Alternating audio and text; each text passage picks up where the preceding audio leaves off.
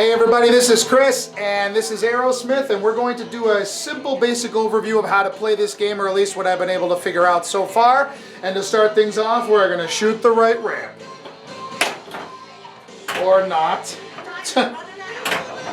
Worst video ever.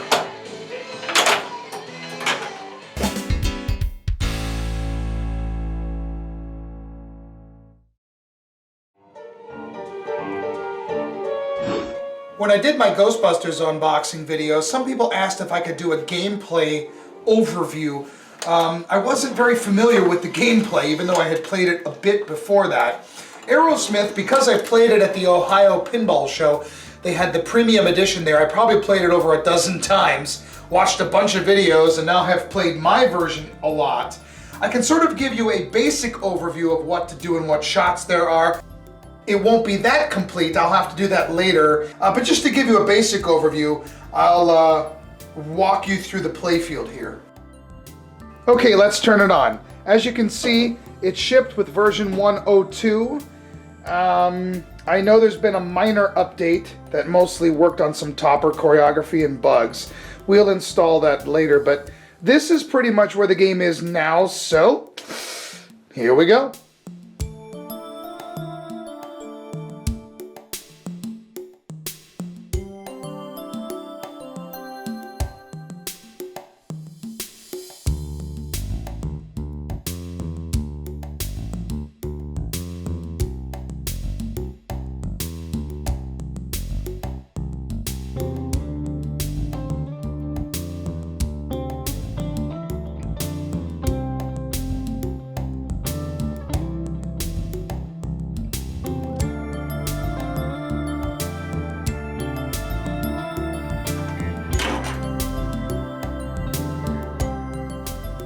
The most important part of the game, as of right now anyway, is right here. Because these are the 2, 4, 6, 7, 8, 9 Aerosmith songs that are a part of this particular game. And each one of these songs has a mode or something attached to it. In fact, from Rats in the Cellar here and down, these are the modes you can pick at the start of the game. And when you shoot the select track hole right here, you can also select the track in here when it's lit up. You can see the shots change as you select the different ones, showing you what you need to aim for, which is kind of cool. Also, those initial shots will actually randomize with each game. If you notice, each mode has a specific color attached to it. Like, for example, Same Old Song and Dance has yellow. When you play a mode or song, you have to basically aim for the arrows on the playfield that correspond with that particular color. You know, it's something you guys have heard before, I'm sure. As you have multiple things going on, though, you'll start to subconsciously notice the colors popping up around the playfield. And that's because they actually, those arrows that show you where to shoot actually change colors based on what mode you're in, which is really nice. So here at the elevator is the first shot. So let's go for that.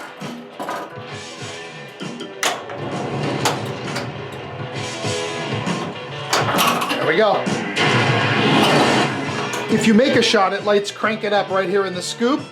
This will, when it's lit, add more time to the mode. And depending on what mode you are in, it will also add some extra goodies for higher point scoring possibilities. Usually these are related to the super mode you get after completing a mode, which we'll talk about in a second. But sometimes it's kind of a unique twist on that. That's what I like about all these modes. I mean, they're the typical shoot around and complete all the shots to complete them and that kind of thing. But the Crank It Up adds more to it, making things kind of explode a bit and a bit more lucrative. I like that.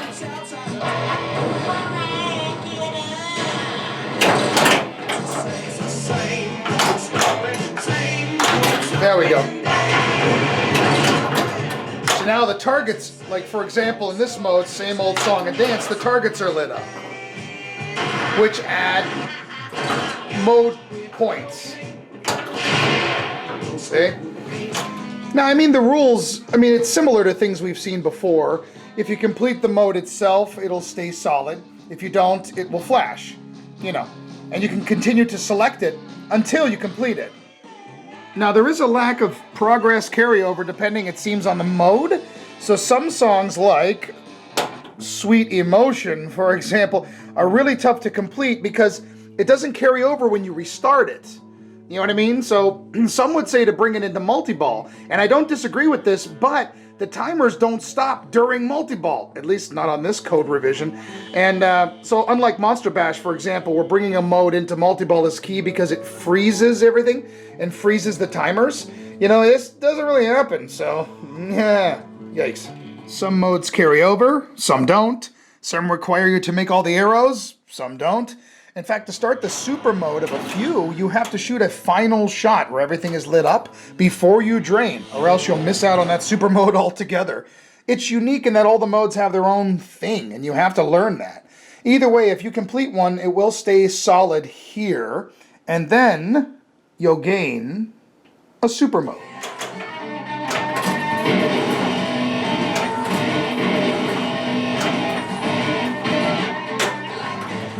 See, I completed Same Old Song and Dance, and what has happened is now it has lit up super targets, which will award some super stuff.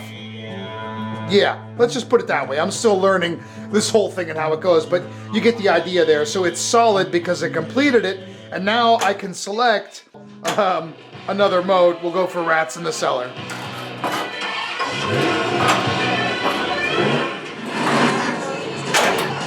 And you see that's your set list. So as soon as you start a song, it shows up in the set list. And your goal is to start all the songs. If you do that, you get one wizard mode. If you set up two songs, if you finish it, you get the second final tour wizard mode.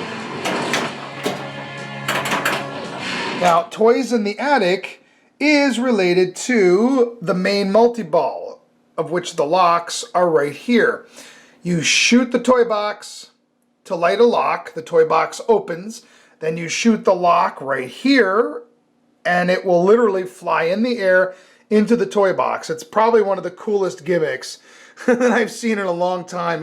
I don't even know, to be honest with you. It's just awesome.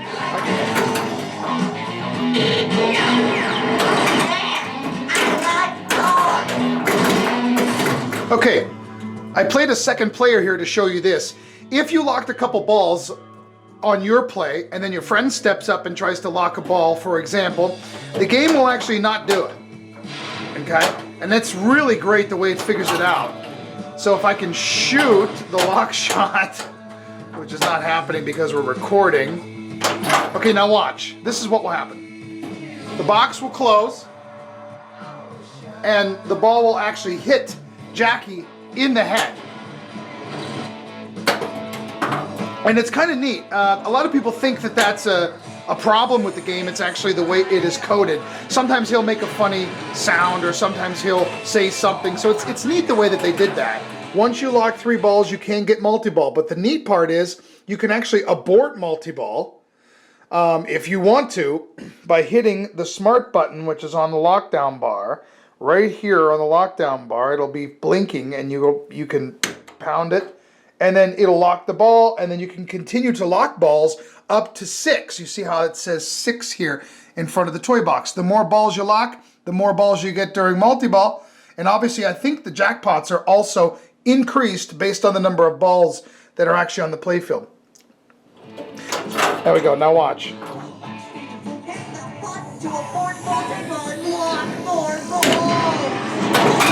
Boom. So now I can lock 4th, 5th, and 6th. So it's kind of a risk reward, because if you abort multi-ball, well, if you end up losing, then you kind of screwed yourself because you get no multi-ball.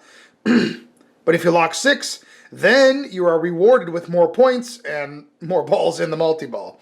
And then the Aerosmith scoop right here oftentimes will add a ball if you can shoot it just right. If you can get the super duper crazy jackpot in Toys of the Attic, which is shooting all the shots, shooting the roaming shot, and eventually hitting the scoop, it'll stay solid as well. Otherwise, it'll blink and you'll have to complete that.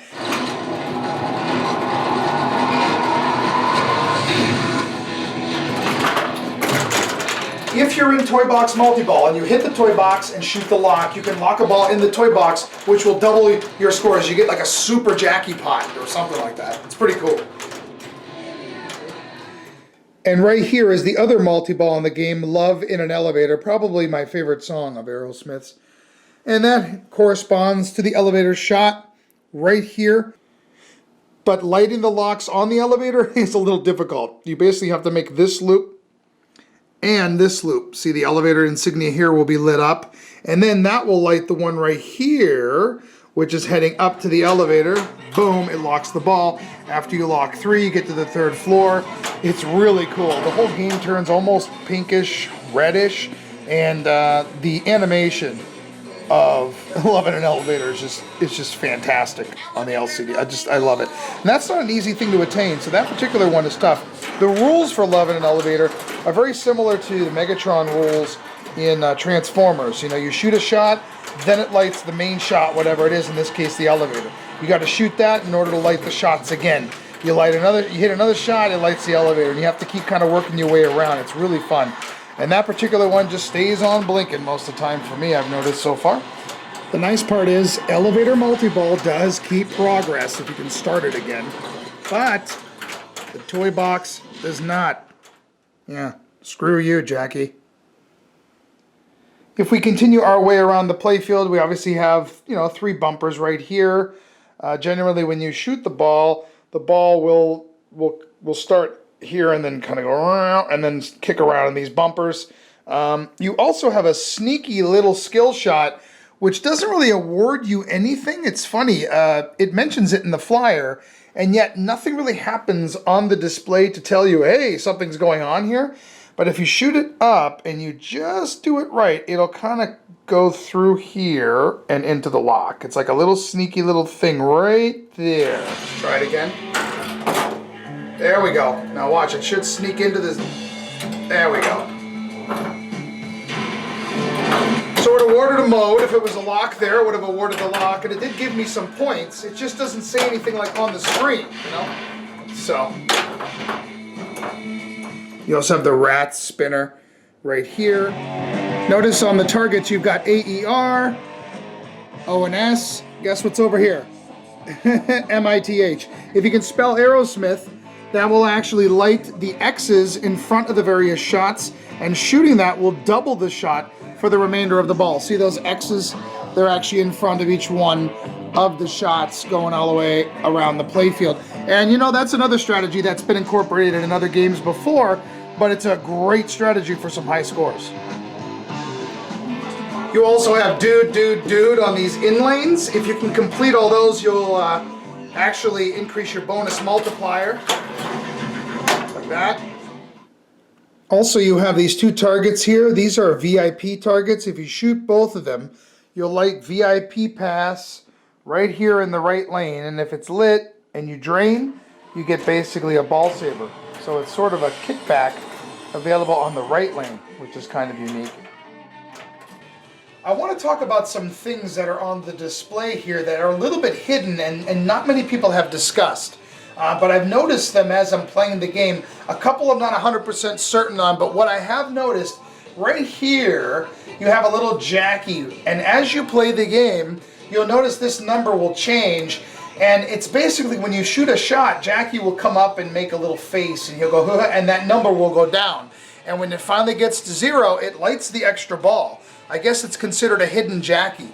That's kind of neat. I'm pretty sure that's how that works. So like if the lock isn't lit and you shoot the scoop, once in a while you'll get a hidden Jackie jumping up, So I see that I have one more hidden Jackie to find, so I'm going to try to shoot some shots that aren't lit and see if I can reveal them. Not that time. I tried the middle ramp. How about this ramp? There he is. So now I've completed that, and it has lit the extra ball here in the scoop. Very nice. Extra ball. You'll need it. But that's really cool, because if you're only like one shot away from getting an extra ball, it's something to strategize and maybe shoot for. That's if the game is set up with extra balls in mind. You know what I mean? I love that aspect. That's really cool. You also light the extra ball after starting the 3rd song. So that's something else to go for. And in this scoop, you also have the mystery award, which is a, you know, usual mystery award. Sometimes it also adds a ball, so you can use that as a strategy too.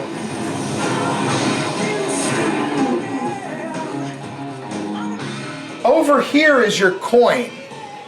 And this is also kind of cool because I noticed if I make a shot in a mode, I get a coin. If I make a shot right after that that is blinking like a combo, I get 2 coins. From what I've read, the coins actually add points to the super mode that you get if you complete a mode. If I shoot that middle ramp, it'll flash the crap out of the next one in line, see? So it's basically creating a combo. And if you shoot that, then you'll get a coin plus another coin.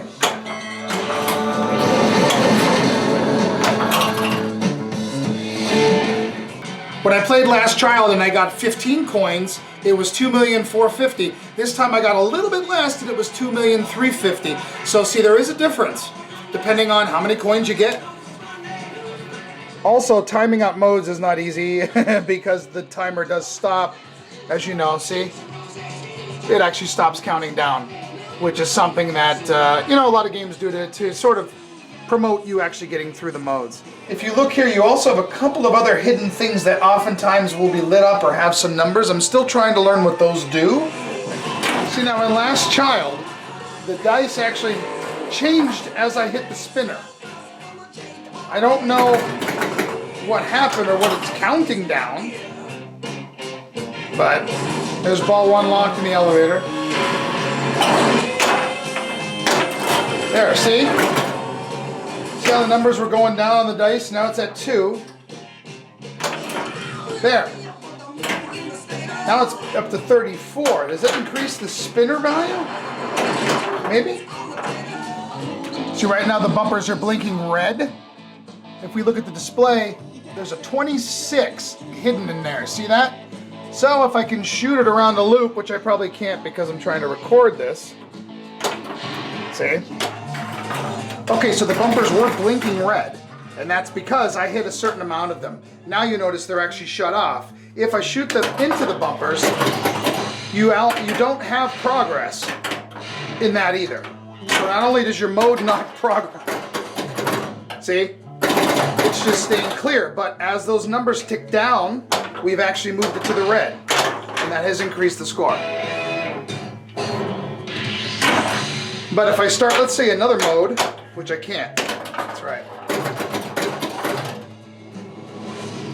That's interesting. Notice it didn't, it shut off at the beginning of the ball. I wonder if that means that the progress for the bumpers actually ends after each ball, too. That's interesting. See, I'm kind of learning this stuff as I go along. I'm not really sure if it's right, but... So let's see. Yep, and it turned red. Okay, because we completed all those. Interesting. So let's shoot them again here. It keeps counting down as I hit them. There's obviously more to this game. It's got a little bit more going on than meets the eye, which I kind of like. Those hidden, like, little things in the display, the number of bumpers you hit, the number of spinners you hit, I'm trying to figure out how to maximize points for that and what that does. That's going to be fun to figure out. Okay, so that's kind of a basic overview of everything there is to do in the game that I've figured out so far. If there's anything that I missed or that I just don't know, because if I missed it, it's probably because I just don't know, please post a comment below and say, hey, you know, if you shoot this, it lights this. Because I'd love to learn a little more about this game, because there's more than meets the eye here. And that's what I like about it. It's very open and simplistic. If you look at it next to some other games, it almost seems a little empty, but when you really start to get into it, you realize it's not at all. And I just want to give you a quick little mini review. The cabinet is beautiful. That blue is so striking. The translite, the play field, everything is beautiful. Dirty Donnie did an amazing job here, and it shows just everywhere. I don't have any complaints. In fact, I keep seeing little details in plastics and some of the art. Every time I sort of give it a glance, it's like, oh, I didn't see that before, and it's really neat.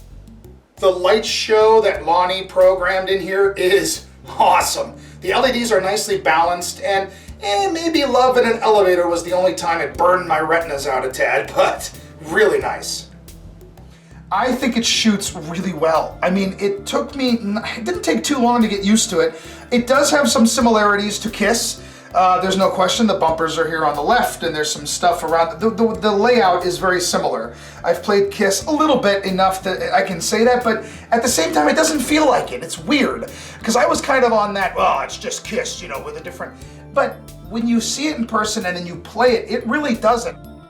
The geometry of it feels really good. There doesn't feel like there's any cheap shots. I love the satisfying kerchunk you get when you shoot in that elevator. I know I've said that before, but there's something in that scoop, that kerchunk, that I didn't get with the premium. The ball actually bounced out of there a number of times. You can't see the shot, maybe that's why. I don't know what it is about that. There's just and that's something you can't describe to people unless they're pinball people. You know what I mean? Only they would understand where, you know, oh wow, it's a satisfying shot. But all the shots are really satisfying. I mean, the crank it up scoop, you got to really hit it off the end. And same with the spinner. It requires you to really aim, but it doesn't feel unfair. Like I really love it. I don't have any problems with the way that it plays or shoots. Well, maybe the lock shot and the right ramp. If you're in a bad mood or stressed out, these shots are just angled weird enough that you might not make them. And when the ball hits Jackie in the head instead of the toy box, look out, because that's often a drain waiting to happen. As far as the code is concerned, again, it's a little more simplistic than some. I mean, if you're going into it hoping that it's going to end up being Simpsons Pinball Party or something, you're probably going to be disappointed because there's not that many levels. But what's here is really well balanced. I mean, it reminds me a little bit of Tron, where like Tron is very simplistic, but it feels well balanced as you're playing it. Now, again, I'm still learning it. So, you know, a year from now, I might go, well, I wish it had more, or I got bored with it, or I don't know. But right now, I can tell you, I am not bored with it at all. This is really well integrated into the game. I think it is a perfect size LCD. You know, it allows us to have still a pretty big translator back glass. And I agree with some people, the font is a little funky, especially when it's at the bottom, but it actually doesn't bother me as much as it does some people. Maybe that's because I was looking for it. I love the animation and the character design and everything going on with this LCD screen. I really have no interest in seeing Aerosmith play live on the screen every time I start a song. I think the fact that it's animated and it has like kind of a 70s look to it, which is, I mean, that's where Aerosmith started. It works perfectly. It adds so much character and personality, and that's what I like about it. The music all sounds great. The sounds are great. I like Jackie's voice. It's the same guy that did Sparky. They're very similar. But I guess because I don't own a Metallica, I almost did. It doesn't bother me. I think he does a great job narrating. Sometimes I can't hear what he's saying. He actually has some pretty good quotes that I've been able to hear. Maybe that's good, because then I'm surprised when I hear something I haven't heard. I almost wish there was a little bit more, and there might be some in there. I wish Steven Tyler would have done some custom speech, because I have to imagine he would be really interesting. I would have liked some of his call-outs, even if they're not, because Jackie's really the narrator, but even if he's just talking about something, it just makes it really special. That's something that my good friend Nick in Buffalo also agrees with. I wish they were able to add that. Maybe they will. Who knows? The sounds are great. There's no sound effect for the outlanes. And as far as I can tell, I don't think there's any for the slingshot clippers. There's a couple things here that have no sound effects. It needs something. I mean, there's just I mean, why wouldn't there be like a noise as it's hitting at least something? And my biggest issue, to be honest, is this guy right here. Now, I love this elevator mold. I love the shot, but I was thinking at the very least, you know, the elevator would go under the playfield, you shoot into it, then it comes up, spits the ball out, and then goes back down. Or at the very least, these gears would maybe turn, or the, you know, the arrow on the top of the elevator would actually move up based on when you're locking balls. Something. Like, this is a gimmick that's just screaming for it to do something, and it just kind of just sits there. I mean, I love the way it looks. It's beautiful mold, and it's still, like I said, that kerchunk with the scoop is great, but now the mini playfield, it actually shrinks it down on the premium and LE and puts it on the top, and some people will say, well, at least it shoots the ball up into a second floor, so it kind of acts like an elevator. Yeah, I'll give them that, but at the same time, the elevator shot is next to the hole that the ball comes out of. So it's not really going up the elevator, it's coming up a little scoop hole. And then when you shoot the elevator shot, it goes down to the lock, which doesn't even correspond to the elevator shot. So I think that's a bit of a stretch. This needed something. This needed something. That's the only thing that I'm just, come on. Maybe some crafty modder out there will make me something. There should be something mechanical going on there. Anyway, you know what else is really satisfying and awesome? You can backhand that elevator.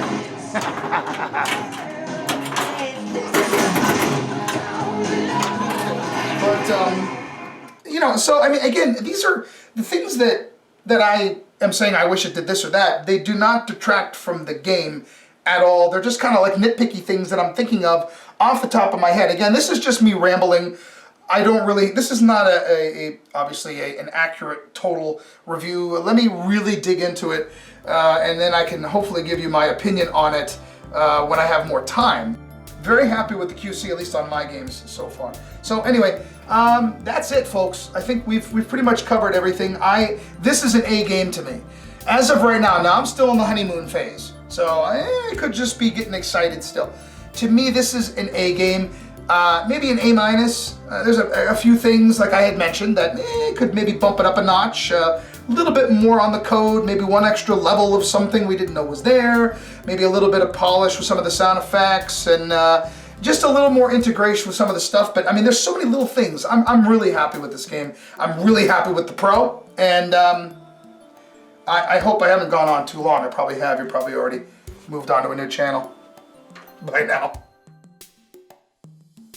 And that, my friends, is a little look on how to play Aerosmith and a few of the gimmicks and gadgets involved. Again, it's not everything. I'm still trying to learn the game. There's a few other things I'm sure etched into the code that I don't quite understand. But for the most part, that's kind of an overview of the game.